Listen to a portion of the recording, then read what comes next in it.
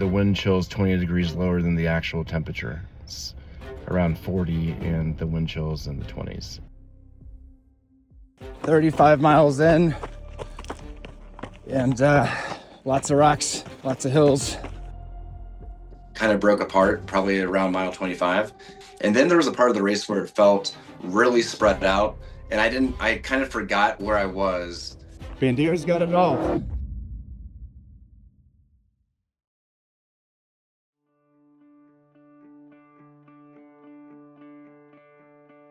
A week after rimmed a river, I'm back out here on this amazing fall day, feeling strong, feeling recovered. Wanted to get myself some extra days for rest and recovery and repair, but now that we're done with that, I'm ready to jump back into the fire. Got my eye potentially on Bandera in January, but After looking at a couple different races, I landed on Bandera because one, I figured it was more of a desert race, and in January that sounded nice to have some warmer weather. And I've never run on that terrain ever before. It was a lot of cactus. I thought deserts were flat, so that's also why I thought it would be a fun race to run. And I saw the pro Hans Troyer set the course record there a couple years ago. So from seeing the videos and looking at the terrain, it used to be a golden ticket race also. And so the top elites, the elite of the elites have run on this course. So I thought it'd be really satisfying to kind of see where I stack up compared to the times they've run in the past. And Bandera was definitely the clear-cut winner in my mind for an ultra this year that was going to require a plane and also be pretty unique with just the terrain that it offers. Leading up to the race, there's a mountain about 45 minutes away called Sugarloaf Mountain, and I did a lot of training out there because of how technical it is, and really actually because of how I did it more for the elevation, less because I was expecting highly technical trails, but more because this race has a reputation of any hills that it does have, like sharp up and then sharp down. So I was expecting some sharp ups and sharp downs, but it was consistently up and down like throughout the race. But I do think that how technical Sugarloaf was nearby was really helpful for this. feeling good. Climbing up these punchy hills, getting ready for Bandera. Let's go, baby! It's good. There's also some loose rock on these hills, which is similar to Texas. Probably not as many leaves there though. Woo! Hey everyone. I've got about a week and a half before Bandera, and I had a nice tempo / threshold workout today on the track. It was supposed to be much different than it went because of the wind. It's 27 degrees and the wind is brutal here. So my paces were much slower than they would have been if it wasn't windy, guarantee it. I was catching a sideways wind. It was really weird to try to stay in the lane because I was getting blown around, threw me off. So I feel like this is more of a mental toughness day because in Bandera, I'll just think about this workout and the fact that I don't have to run, hopefully, in that type of wind there. So we are 5 days out from the Bandera, Texas 100k. My thoughts leading up to this race are to, number one, have fun, enjoy this new experience in the desert. 2, pace yourself. I know it's easy to get excited, and I've read a lot of blogs about how people go out really fast in the first loop of this race and then they burn out in the second loop. So I'm going to try to save more for the second loop, kind of like I did in West Virginia. And then I'd love to run this one really fast. So we shall see. All right, it is 6:30 a.m. and I'm at United Airlines and getting ready to go to Bandera, Texas. We landed about 15 minutes ago and already got the rental car. I'm Gonna head right through the airport return to pick up my buddy who just landed. His name's Wes. We share the same running coach. That's how we linked up. So it'd be great to see him. Doing a shakeout run day before the race. Little 4-mile guy right now, just getting the lay of the land. Getting pumped, right guys? Let's go. Get it. Yeah, that's right. Bandera's got it all. It is 6:30. And cold as hell.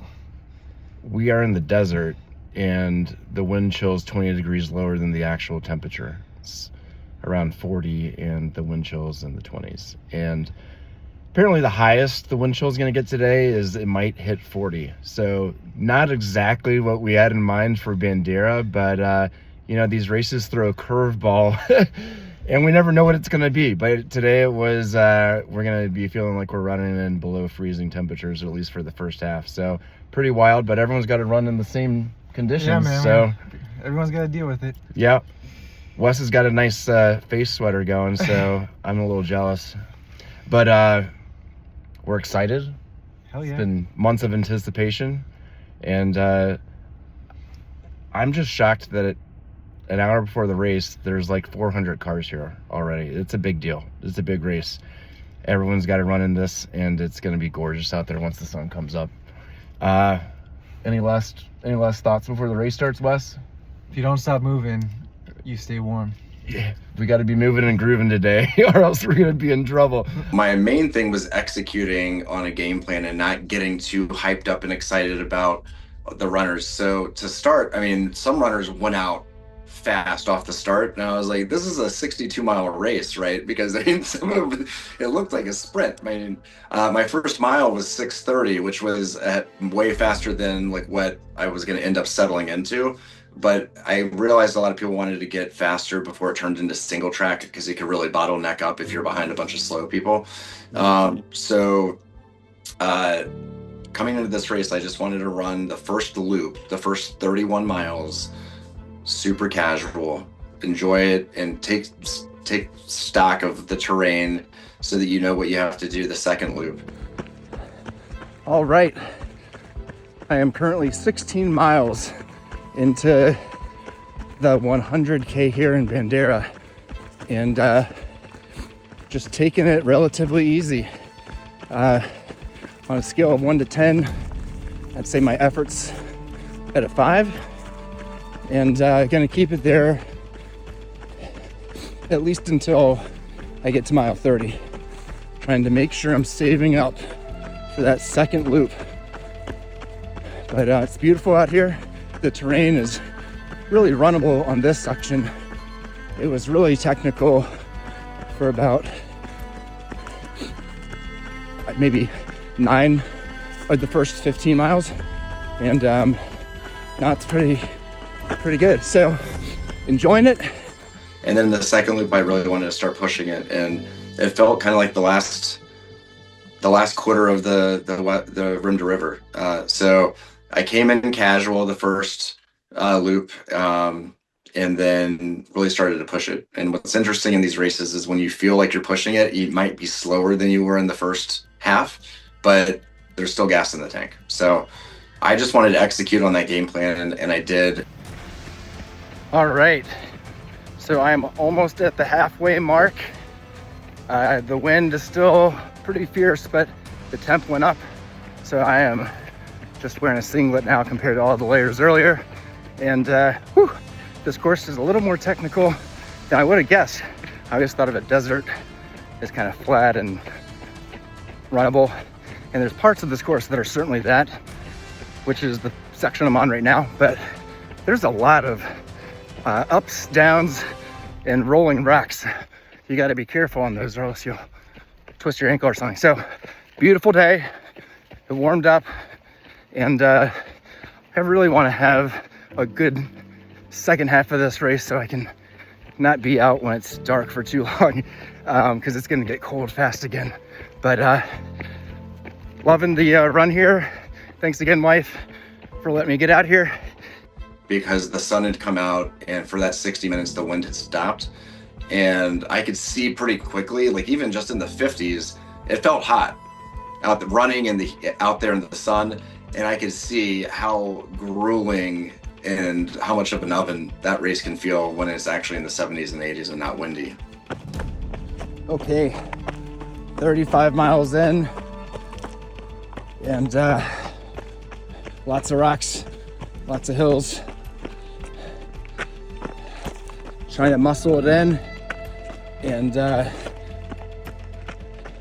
see where we come. I have no idea where I stand.